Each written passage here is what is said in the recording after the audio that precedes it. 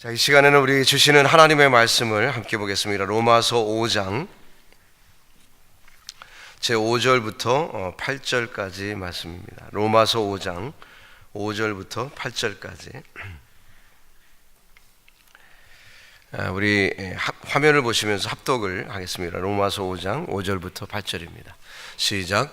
소망이 부끄럽게 아니함은 우리에게 주신 성령으로 말미암아 하나님의 사랑이 우리 마음에 부은 바 되매니 우리가 아직 연약할 때 기약대로 그리스도께서 경건치 않은 자를 위하여 죽으셨도다. 의인을 위하여 죽는 자가 쉽지 않고 선을 위하여 용감히 죽는 자가 혹 있거니와 우리가 아직 죄인 되었을 때 그리스도께서 우리를 위하여 죽으심으로 하나님께서 우리에게 대한 자기의 사랑을 확증하셨느니라. 아멘. 하나님의 사랑은 아름다운 것입니다. 또 인간의 사랑도 고귀하고 아름답습니다. 그러나 참 안타까운 것은 그 사랑이 종종 비극적으로 이렇게 표현될 때가 참 많습니다. 어제도 우리가 생각한 것처럼 이 교환의 사랑, 화목하게 하기 위한 이 교환의 사랑을 이렇게 보면은 누군가를 살리기 위하여 내 몸을 희생하는 그런 모습으로 드러나는 경우를 우리가 종종 봅니다. 이 사랑이 고귀하고 아름다운 것은 분명한데 사랑이 표현되는 방법이 때로는 이렇게 비극적인 방법으로 표현이 될 때가 종종 있습니다. 이 세상에 가장 아름다운 것이 사랑이지요. 그러나 가장 비극적인 방법으로 나타납니다. 지구상의 모든 사랑 가운데 가장 비극적으로 그 사랑이 표현된 것은 바로 예수님의 십자가의 사랑임을 우리가 또한 알 수 있습니다. 그 십자가는 어쩌다가 보니까 우연히 그렇게 이루어진 것은 아닙니다.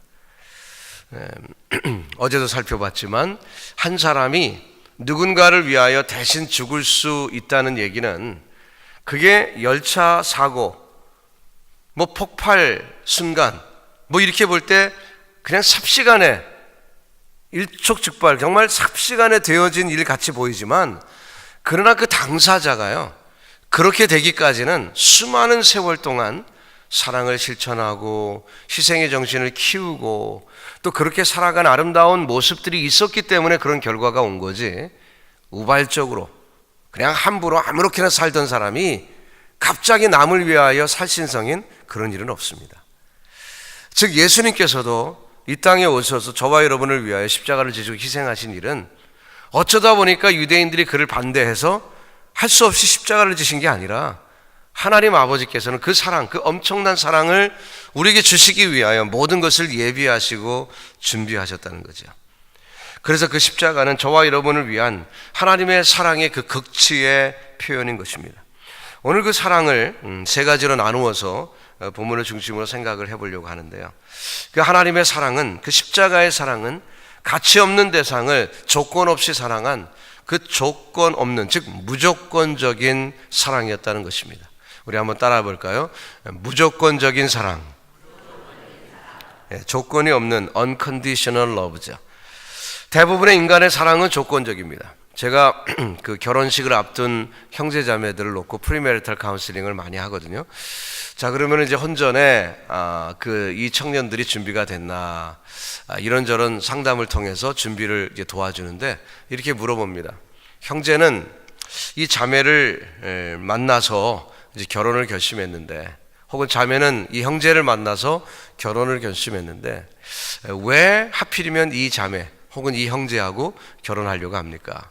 세상에 이 사람보다 잘생긴 사람, 이 사람보다 예쁜 사람, 혹은 더 나은 사람들 많은데 왜 하필이면 이 사람하고 결혼하려고 합니까? 이렇게 보면은 서로 쭈삣쭈삣하고 쳐다보면서 행복할 것 같아요.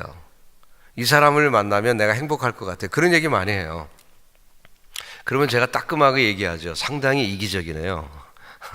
왜냐하면 자기가 행복하려고 남을 이용하는 거잖아요. 그죠? 네. 저 사람을 만났으니까 저 사람을 하고 결혼하면 누가 행복해요? 내가 행복할 것 같다는 거잖아요. 이기적인 생각이죠. 여러분, 우리가 부부간의 사랑이 참 큰 사랑인데 근데 그 사랑도 사실은 많은 경우 이기적으로 출발합니다.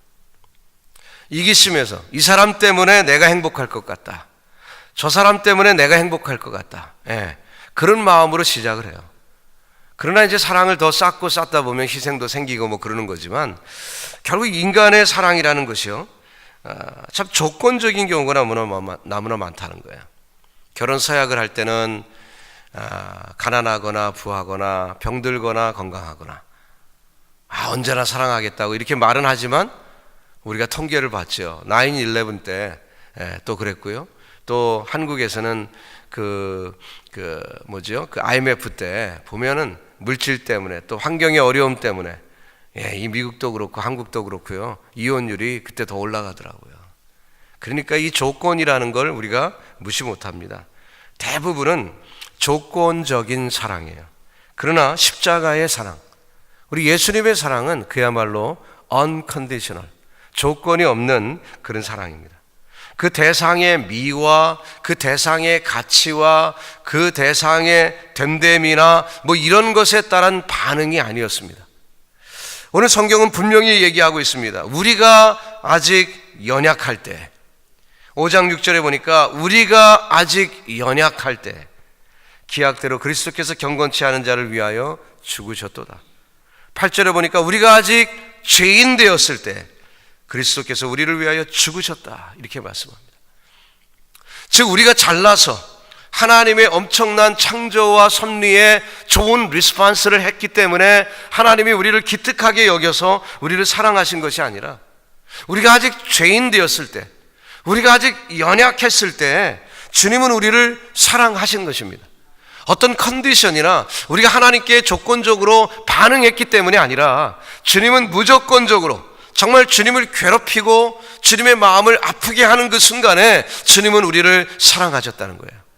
만약 저와 여러분이 가진 사랑이 이런 에로스적이나 필로스적인 사랑에 멈춰 있지 않고 정말 아가페 사랑으로 승화될 수 있는 그 놀랍고 위대한 축복을 우리도 하나님을 닮아 가질 수 있다면요, 그 순간은 어느 순간이냐면 무조건적으로 감당할 수 있을 때, 어떤 조건이 있기 때문에가 아니라 저 사람을 통해서 내가 행복하거나 저 사람을 통해서 내가 이득을 보거나 저 사람 때문에 내가 조금이라도 기뻐할 수 있는 것 때문이 아니라, 아니면 저 사람 때문에 내가 좀 우쭐해질 수 있고 저 사람 때문에 내가 좀 만족할 수 있는 무언가가 근거가 있어서가 아니라, 무조건적으로, 아니 더 괴롭히고 더 어려움을 당하면서도 꾸준히 인내하며 사랑할 수 있다면 하나님을 닮는 놀라운 축복이, 성화의 축복이 우리에게 임하는 줄 믿습니다. 그 기회를 하나님이 주시는 거죠. 누구에게 주십니까? 때로 부부간에 주시기도 하고요, 형제간에 주시기도 하고요, 부모가 자식을 향하여 그렇게 주시기도 하고요, 또 친구 사이에도 주시기도 하고요, 공동체 안에서도 주시기도 하고요. 자, 이런 일들이 하나님이 우리에게 주시는 기회죠. 오늘 이 아침에 이 십자가의 의미를 상고하고 함께 고민하는 저와 여러분이 이 십자가의 사랑이 언컨디셔널 했다는 것을, 그 사랑을 우리가 받은 사람임을 기억하면서 우리도 정말 자꾸 조건적인 사랑을, 네가 이렇게 안 하면 나는 너한테 안 해줘, 뭐 그런 것이 아니라, 상대방이 나한테 아무 이득이 없고 또 상대방이 심지어 나를 괴롭히고 힘들게 해도 그를 덮고 품고 사랑할 수 있는 그런 놀라운 은혜와 축복이 우리에게 생기기를 주님의 이름으로 축원합니다. 두 번째로, 이 십자가의 사랑은 하나님이 자기 행복을 위하여 하신 것이 아니라 타인을 위한 이타적인 사랑이었어요. unselfish love였어요. 우리 따라해 볼까요? 이타적인 사랑. 대부분의 인간의 사랑이 자기 행복을 위한 것이었다고 그랬죠. 하나님을 잘 믿는 것 같아도 이 기복주의가 얼마나 우리 가까이 있는지 모릅니다. 우리가 좀 힘든 일을 당하면 하나님 why me? 왜 하필 내가 이런 어려움을 당합니까? 하나님 왜 내가 이런 고통을 당합니까? 도대체 무엇을 내가 잘못했길래 하나님 내가 이런 어려움을 당해야 합니까? 뭐 이런 그 경우들이 종종 있어요. 그래서 우리가 예수를 믿고 신앙생활을 할 때도 좀 더 열심히 신앙생활하고 좀 더 기도도 많이 하고 좀 더 하나님 앞에 봉사하고 선교하고 물질을 드리고 하는 그런 우리의 마음 자세가 좀 더 받기 위해서, 좀 더 내가 행복하기 위해서, 좀 더 내가 누리기 위하여 내가 하나님 앞에 그렇게 하는 경우들이 상당히 많이 있습니다. 비나이다 비나이다 산신령께 비나이다. 우리 아들 과거에 근본에 꼭 급제하게 해주세요. 우리 조상들이 하던 기도예요. 정성껏 했죠. 치성을 드려야 된다 그래갖고요, 아침에 엄마들이 아줌마들이 찬빛을 머리를 곱게 물 묻혀갖고 그렇게 해갖고, 그래갖고 정한수 물이 그냥 오염될까봐 정한수 떠놓고 새벽에 일어나갖고 손이 그냥 발바닥이 될 정도로 비나이다 비나이다. 얼마나 열심히 치성을 드립니까? 정성을 기울이죠. 그러나 그 목적이 뭐예요? 내가 잘 되려고, 내가 잘 되려고, 남 잘 되는 게 아니라 내가 잘 되려고. 그게 일반적인 우리의 모습 아니었나요? 그러나 십자가의 사랑은 자기를 위한 것이 절대로 아니었습니다. 자기 행복과 자기 만족을 포기하시고 오히려 자기를 내어주신 희생적인 사랑이 십자가의 사랑이었어요. 주님이 우리를 위해 희생하시고 내어주신 것이 바로 십자가의 사랑이었어요. 성경에 쭉 기록된 그 성도들의 삶, 우리 선배들의 영적 삶을 쭉 이렇게 돌아보면요, 대부분은 어때요? 고난을 당하는 사람들이 자기 자업자득이죠. 자기가 잘못해서 고난을 받습니다. 예를 들어서 야곱이 고난을 당합니다. 외삼촌에게 속임을 당하고 또 늘 형의 그 공격의 위협을 당하고요, 또 더 나아가서 아들들한테 속습니다. 그래서 그 아들들 중에 가장 사랑하는 요셉이 죽은 것으로 속임을 당하여 슬프게 남은 여생을 살죠. 또 그 환도뼈가 위골이 돼서 늘 절름발이로 살고요. 또 그런 그 마음 가운데, 늘 그 고민 가운데 가장 사랑했던 또 라헬을 참 베냐민을 낳을 때 잃어버리고, 그렇게 참 외롭게 그렇게 살아간 그 남은 여정들이 쭉 있어요. 어떻게 보면은 자업자득이죠. 왜냐하면 그가 그 결국 속임수로 형의 축복거리를 자기가 빼앗는 그런 방법을 쓰지 않았습니까? 그런 방법을 쓰지 않아도 하나님이 이미 정하셨으니까 그에게 복이 임할 것이었어요. 사실은 하나님이 이미 정했고 이미 그 어미와 아비에게 예언으로 말씀을 하셨기 때문에 큰 자가 어린 자를 섬기리라 예언되었기 때문에 그대로 되는 것이었어요. 그러나 문제는 그가 그것을 획득하고자 자기의 욕심을 낸 거죠. 그 자업자득으로 와진 것임을 볼 수 있어요. 그러나 요셉의 고난을 비교하면요, 그의 아들 요셉의 고난을 비교하면은 그가 왜 애굽에 팔려가고 애굽에서 13년 동안 노예 생활을 하는 그 어려움을 겪어야만 했을까? 아무리 찾아봐도 요셉의 부족한 것이라고는 그저 단순히 좀 어렸을 때 정말 미련해갖고 그 꿈꾼 것을 함부로 얘기하고 형들의 마음을 살피거나 뭐 이렇지 않았던 것, 뭐 그 정도밖에 우리가 찾을 수가 없죠. 그 정도의 고난을 받기에 합당한 죄일까, 이렇게 생각할 수가 있어요. 그런데 좌우지간 그는 고난을 당합니다. 가만히 성경 읽어보니 형제들을 위한, 가족을 위한 고난이었고, 그 가족이 나중에 그곳에 와서 함께 살 수 있는 그런 고난이었고, 또 한 가지는 모든 중동 지방에 사람들이 앞으로 7년 흉년이 올 것인데 그것을 예비하시어 요셉을 통하여 그것을 통해서 많은 사람들을 살릴 수 있도록 준비하신 고난임을 우리가 알 수 있어요. 여러분, 이런 그 섭리를 이렇게 보면은 때로 우리 인간도 십자가의 고난을 원튼 원치 않든 자기가 고상하게 계획을 해서 십자가의 고난을 지는 사람 글쎄요, 간혹 있을 수도 있겠지만 많은 경우 내가 계획하지 않았고 내가 그 정도 고상한 신앙을 가진 건 아니지만 때로 와진 그런 십자가의 고난이 있어요. 가족을 위해서, 공동체를 위해서 나는 부족하고 나는 연약하지만 하나님이 우리 몫에 십자가를 태이시고 또 그래 네가 십자가 져라, 나는 이 공동체, 이 교회를 위하여, 나는 너희 가정을 위하여 십자가 지는 사람이 필요한데 그래 네가 sacrificial lamb, 희생의 어린 양이 되어라. 주님이 우리에게 그렇게 말씀하실 때가 있어요. 그럴 때 하나님이 그런 은혜를 주신 줄 믿고 묵묵히 도살장으로 끌려가는 어린 양처럼 예수님이 골고다 언덕을 향하여 묵묵히 십자가 지고 올라가신 것처럼 저와 여러분도 그 십자가를 지는 용기가 있기를 주님의 이름으로 축복합니다. 6절 말씀을 보니까 우리가 아직 연약할 때 기약대로 그리스도께서 경건치 않은 자를 위하여 죽으셨도다. 기약대로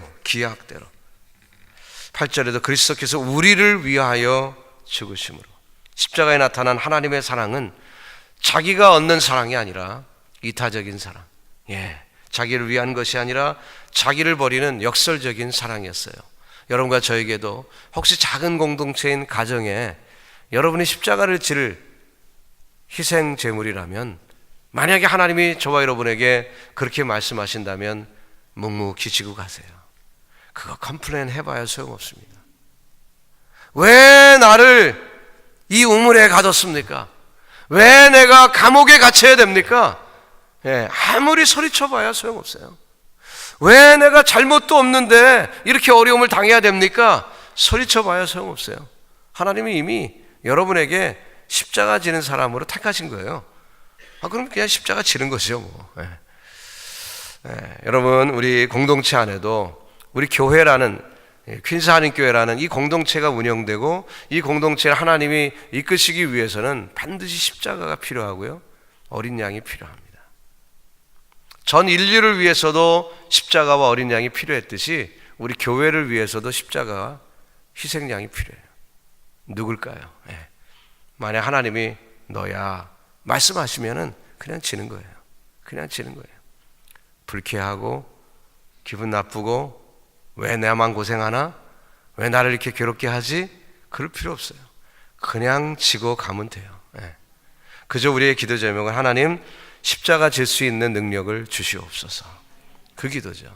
세 번째로 이 십자가의 사랑은 가치 없는 자 안에서 새로운 가치를 창조하는 창조적인 사랑이에요. 따라해 볼까요? 창조적인 사랑.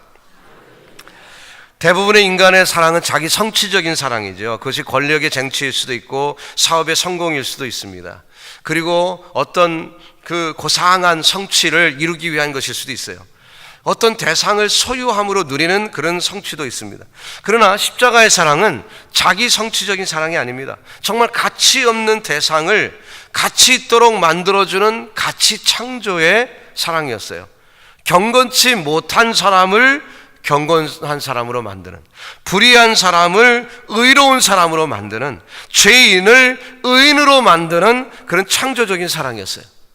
예수님의 희생의 사랑을 통해서 저와 여러분이 그렇게 창조된 것 아닙니까? 그렇기 때문에 이전 것은 지나갔으니 보라 새 것이 되었도다. 그 뉴 크리에이션에 하나님의 놀랍고 위대하신 창조물이 된, 하나님이 우리를 조성하시고 만드신 그 축복을 우리가 희생의 사랑을 통하여 체험하게 되는 것입니다. 오늘 본문 9절과 10절은 읽지 않았는데요, 9절을 보면 그러면 이제 우리가 그 피를 인하여 의롭다 하심을 얻었은즉 더욱 그로 말미암아 진노하심에서 구원을 얻을 것이니 10절 곧 우리가 원수 되었을 때 그 아들의 죽으심으로 말미암아 하나님으로부터 화목되었은즉 화목된 자로서는 더욱 그의 살으심을 인하여 구원을 얻을 것이니라. 구원이라는 단어가 몇 번 또 반복되어서 나옵니다. 즉 주님께서 구원 받을 수 없는 우리를 새로운 피조물로 만드시는 방법이 십자가의 사랑이었다는 거예요. 그래서 주님의 사랑은 창조적인 사랑이에요. 5절 말씀 우리가 읽었습니다. 우리에게 주신 성령으로 말미암아 하나님의 사랑이 우리 마음에 부은 바 되었다. 하나님의 아가페의 사랑이 부어질 때 그 아가페의 사랑을 받은 사람은 또 타인을 그렇게 사랑할 수 있는 능력이 오는 거예요. 성경의 원리를 보면요, 리제너레이션의 축복이 있어요. 리제너레이션. 주님이 한 사람을 축복하십니다. 그래서 한 사람이 은혜를 받아요. 그걸로 끝나는 게 아니에요. 사회처럼 그냥 자기만 받고 끝나는 게 아니라 하나님이 주시는 축복의 사랑은 뭐죠? 흘러내리는 거예요. 내가 받았어요. 그럼 내가 받은 사람이 이웃에게 흘러내려가는 거예요. 예수님이 제자들을 세우실 때도 3년 동안 12명, 그 중에 하나는 실패했고 11명의 제자를 키웠습니다. 그리고서는 그냥 가셨어요. 그 11명이 또 그들의 제자를 만듭니다. Make disciple, all nations. 모든 족속을 제자로 삼으라. 자, 그래서 주님이 명령하신 대로 제자들이 제자를 만듭니다. 그러니까 이 제자들이 제자가 되었어요. 누구의 제자예요? 예수님의 제자가 됐어요. 또 그들이 또 다른 제자를 만듭니다. 또 예수님의 제자가 됐어요. 그렇게 내려온 게 2000년이에요. 저와 여러분이 예수님의 제자가 된 거예요. 목회의 원리가 거기에 있는 것입니다. 저희 교회 와서 제가 우리 교회 이렇게 처음 왔을 때 우리 교회를 어떻게 목회해야 될까 여러 가지 이렇게 고민이 있었습니다. 쓴뿌리가 많이 있고 교회가 많은 혼란 가운데 어려움이 있었어요. 그래서 이것이 그냥 이렇게 가다 보면 또 이것이 계승될 것 같더라고요. 쓴뿌리가 그냥 이렇게 또 계속될 것 같더라고요. 그래서 이거 어떻게 하든 새롭게 우리 교회에 리크리에이션이 있어야 되는데 어떻게 해야 될까. 그래서 제가 7년 전에 육교구를 만든 거예요.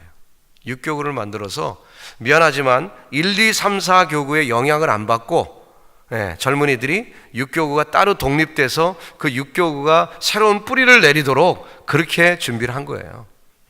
1, 2, 4 교구에 여러분들한테는 죄송합니다 이렇게 말해서. 왜냐하면 우리 교회에 좋지 않은 전통이 그들에게 계승되면 안 되기 때문에 그래서 단절하고 새롭게 하려고 그렇게 한 거예요. 솔직히 말씀드리면. 그래서 육교구가 그 당시에 몇 사람 없었어요. 여러분 알다시피 한 목장으로 시작했어요.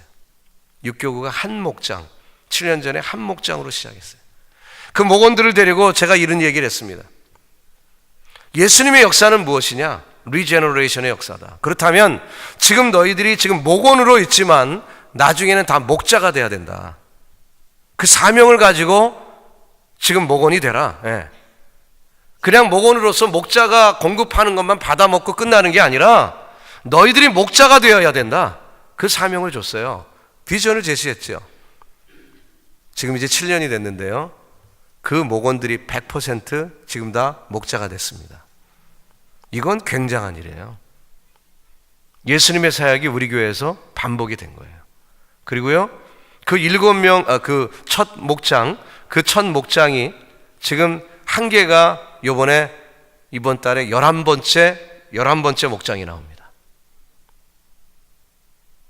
7년 만에 한 목장이 11개가 되는 거예요. 예수님의 사랑이 그거거든요. 그냥 사랑받고 말하라가 아닙니다. 여러분 어떤 사랑이라도 받으셨습니까? 하나님의 사랑을 어떤 사랑이라도 받았어요? 주셔야 돼요. 주셔야 돼요. 그냥 그것으로 끝나는 게 아니에요. 주셔야 주님의 목적이 이루어지는 것입니다. 바울이 주님의 사랑을 체험했습니다. 다메섹 도상에서 예수를 핍박하는데도 주님은 자기를 사랑하신다는 것을 철저히 체험했을 때 고린도후서 5장 14절을 보니까 그리스도의 사랑이 우리를 강권하시는도다. 주님의 사랑이 나를 강권해서 이제 사랑으로 나가겠다 이렇게 얘기합니다.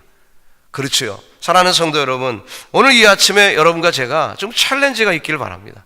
내가 하나님의 사랑을 받았는데 나 하나 목숨 건지고 그 구원받고 끝난 게 아니에요. 그게 신앙생활이 아니에요. 그것이 주님의 목적이 아닙니다. 십자가의 사랑을 그 끔찍하게 우리를 위하여 희생의 사랑을 베푸신 주님의 목적은 나 하나 구원받고 끝나는 게 아니라니까요. 나를 통하여 다른 사람을 살리는 목적이 있는 거예요. 나를 통하여 누군가를 살리는 목적이 있는 거예요. 여러분이 예수 믿고 구원받은 지금 몇 년 되셨습니까? 이제 갓 구원받은 사람이라면 죄책감이 없어도 되겠지만 구원받은 지 최소한 5년, 10년 넘으셨으면요, 여러분의 자손이, 영적 자손이 꿀꽈배기처럼은요 주렁주렁 달려 있어야 돼요. 여러분이 전도해서, 여러분이 양육시켜서, 여러분의 예수님의 제자 만드신 사람이 반드시 있어야 되고요. 또 그 사람이 그냥 그걸로 끝나는 게 아니라 그 사람이 또 다시 다른 사람을 양육하고 키우고 해서 그 사람이 또 예수님의 제자가 나와야 되고요. 여러분 스스로 돌아보세요. 여러분 중에 과연 그 사람은 my product, 하나님이 나를 통해서 구원한 사람이야, 하나님이 나를 통해서 양육한 사람이야 라고 개런티할 수 있는 사람 리스트 한번 재보세요. 아직도 받아먹기만 원하십니까? 누가 안 주면 섭섭하고 그러세요?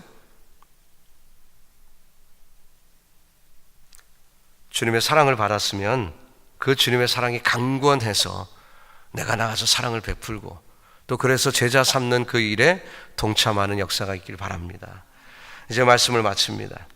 주님의 사랑은 이렇게 이타적이고 또 죄인을 사랑하신 것이고요, 또 우리에게 정말 가치 없는 그 일들을 창조적으로 가치 있게 바꾸신 그 놀랍고 위대한 사랑인 것입니다.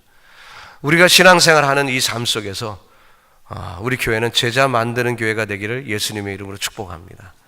그래서요, 저와 여러분을 통해서 정말 뉴욕의 많은 죽어가는 심령들이 한 사람 한 사람 리제너레이션의 역사가 있어서 제너레이션 투 제너레이션, 이것이 여러분의 그 몸으로 낳은 자녀들만 꼭 얘기하는 게 아니에요. 성경 역사를 보세요. 바울은 자식 없었어요. 그러나 디모데도 자식이고요, 디도도 자식 같은 사람이고요. 다 그런 건 아니겠습니까? 리제너레이션의 역사가 이렇게 있을 때 하나님의 영광이 크게 드러나는 것입니다. 우리 교회가 여기 이 자리에 꽉 차야 된다는 뜻이 아니라 여러분의 삶 속에서 그런 역사가 일어날 때 하나님의 영광을 받으실 줄 믿습니다. 기도하겠습니다. 주님, 그 어마어마한 사랑은 비극적으로 우리에게 다가왔지만, 그러나 그 비극적인 사랑이 우리의 능력이요, 우리의 힘이요, 또 우리를 새롭게 만드시는 창조적인 능력임을 믿습니다. 그 사랑을 받은 우리가 그냥 그 사랑만 받고 끝나는 게 아니라 어떻게 하든 다른 사람을 사랑하자고 눈을 뜨고 또 이웃을 돌아보는 저희들 되게 하여 주시고, 바울처럼 그리스도의 사랑이 나를 강권하시는도다. 주여, 우리도 이 아침에 주의 사랑이 나를 강권하여 이웃을 품고 이웃에게 복음을 전하고 이웃에게 정말 제자 삼는 놀라운 역사가 우리를 통해 나타날 수 있도록 하나님 함께하여 주시옵소서. 주님, 우리 교회 목자 될 사람들이 목자 되지 않고 그냥 나태하게 앉아있는 분들이 너무나 많습니다. 하나님, 이 새벽에 각 심령마다 주께서 챌린지 해주시고, 내가 이대로 있어서는 안 되는구나, 내가 목자 되어 또 다른 영혼을 섬겨야 되는구나, 빚진 자이구나 철저히 깨닫게 하여 주시고, 남은 여생 한 생명이라도 양육할 수 있는 저희들 되도록 하나님 인도하여 주시옵소서. 주님께서 크신 은총을 허락해 주실 줄 믿습니다. 예수님의 이름으로 기도드립니다. 아멘.